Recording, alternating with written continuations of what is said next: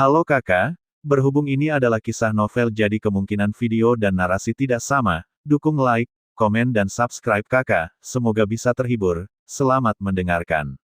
Ye Beijing tidak terus mengatakan lebih banyak, dia bahkan tidak masuk akal, dia terus tinggal di samping Xiao Yan, menghilang dalam sekejap, dan berusaha untuk tidak mengganggu kultivasi Xiao Yan sebanyak mungkin. Kepekaan ini juga mengungkapkan bahwa Ye Beijing memiliki pengalaman yang tak terhitung jumlahnya, dan dia akhirnya tampak diam saat ini. Tatapan Xiao Yan tertuju pada divisi Yuan Shen-nya. Meridian darah yang ditinggalkan oleh Jiang Zuo Guheng setelah ledakan diri menelan ki dan darah yang lemah, yang merupakan 9 bintang yang meledak dan menghilang di dalam tubuh lagi, dan mulai mengembun kembali satu persatu, meskipun tidak sesulit saat itu adalah terobosan awal, tetapi tidak semulus yang dibayangkan. Kekuatan esensi darah murni, tetapi masih jauh dari cukup.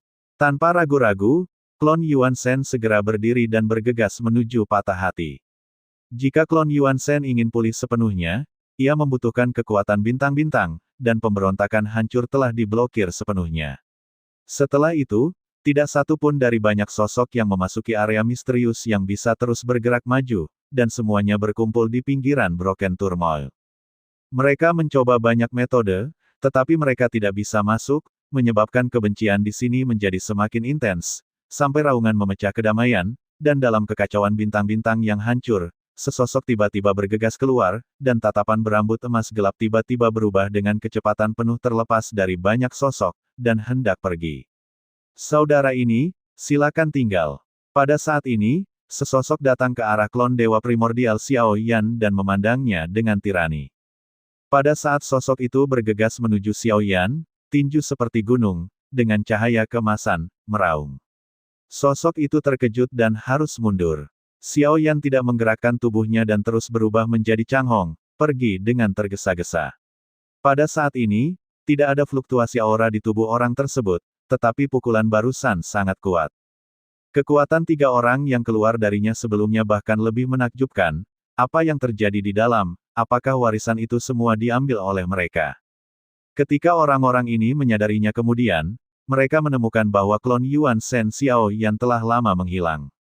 Klon Yuan Shen meninggalkan area misterius, mencari salah satu bintang terdekat jatuh lurus ke bawah seperti meteorit, menggelegar seluruh bintang tampak bergetar, dan bintang-bintang di kehampaan Laut Barat hampir punah di bawah penjarahan kehampaan, dan kebanyakan dari mereka adalah bintang mati, dan hanya kekuatan bintang yang tersisa.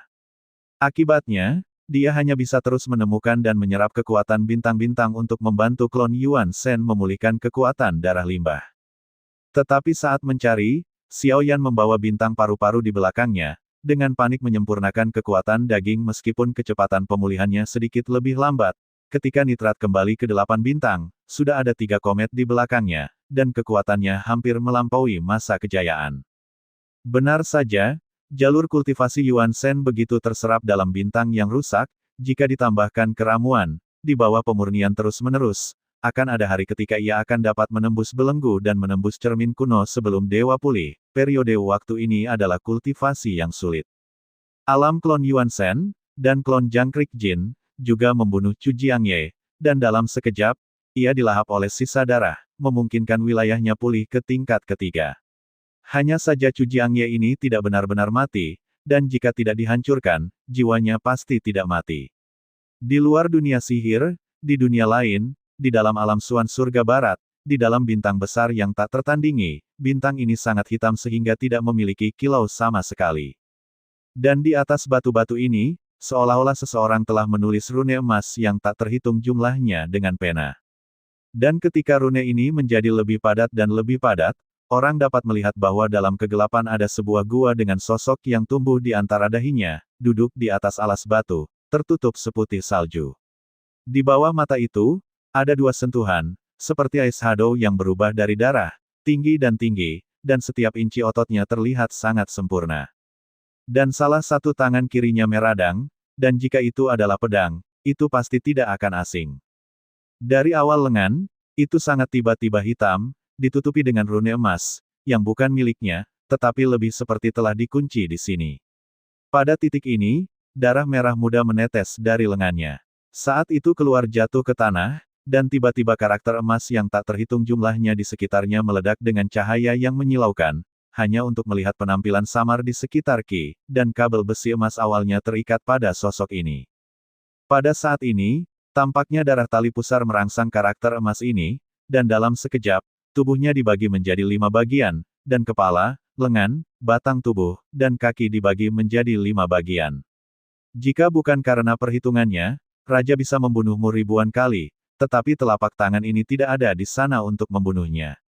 Jika dia benar-benar reinkarnasi dari Yang Mulia, dengan akalnya, dia pasti telah mempelajari beberapa informasi dari ingatan Chu Jiangye, dan dia tahu. Surga Barat Xuanji telah membentuk sebab dan akibat ini jika dia menyimpan dendam dan pasti akan datang untuk menemukannya. Mungkin raja ini akan dapat memecahkan segel ini melalui teknik kausal ini, dan kemudian raja ini akan dapat membunuhmu apa yang disebut baju besi penipuan Buddha Zun. Tidak meninggalkan tubuh kepalanya menggumamkan matanya dan memancarkan lampu merah yang aneh. Saya tidak tahu sudah berapa lama, dan kekuatan karakter emas ini perlahan menghilang, beberapa. Dagingnya bersatu kembali. Pada saat ini, dia mengangkat lengan hitamnya, sedikit menjauh dari udara, dan tepat di luar gua ini, sebuah siklon mengembun sejenak, dan sesosok muncul di dalamnya, dan sosok ini perlahan berjalan keluar dari topan telanjang, dengan kemarahan yang mengerikan di wajahnya. Sosok ini adalah Chu Jiangye, tetapi Anda tidak akan pernah menebak bahwa ini adalah hasil dari gumpalan sisa pikiran raja ini, untuk membentuk dendam. Semua kenangan itu dibuat oleh raja ini, ibadah apa yang dihormati, budak apa yang dihormati. Trik ini adalah semua metode yang telah Anda gunakan untuk melawan saya, dan sekarang saya akan menggunakannya untuk melawan Anda. Saya tidak percaya Anda akan datang. Hahaha, ada tawa jahat di dalam gua. Sudut mulut Chu Jiangyan di luar gua juga naik pada saat yang bersamaan. Dan di luar bintang ini, ada pagoda yang ditangguhkan, yang sepertinya menjaga hati ini, jadi ada apa dengannya. Saat ini, seorang wanita tinggi dan ramping, kulitnya tampak mabuk, cahaya bulan murni, kental, hangat dan hangat. Ada tanda teratai pendamping anggur alami di jantung alis batu giok, seolah-olah itu adalah kondensasi kekuatan. Dia tidak mengenakan jubah yang rumit, mengenakan gaun, seolah-olah ditenun oleh cahaya bintang dan sinar bulan dari pakaian kain kasa yang tak terukur. Pakaiannya berkibar, tidak ada angin otomatis. Setiap langkah di bawah kaki, ada sanggul bayangan jenggot teratai mengkilap murni, sederhana hingga cabang teratai hijau yang tampaknya biasa untuk jepit rambut Buddha teratai yang indah Mo Raja Iblis Plastik Mo dan kekacauan suasana hati, memicu segel, dibagi menjadi tubuh, untuk mencegah. Terima kasih sudah mendengarkan kakak dan yang sudah subscribe. Untuk yang belum subscribe yuk subscribe kakak. Semua cerita sudah Mimin simpan di playlist supaya bisa kakak ikuti. Bila suka cerita Mimin jangan lupa subscribe channel Mimin dan share channel Mimin ke seluruh penjuru benua. Terima kasih.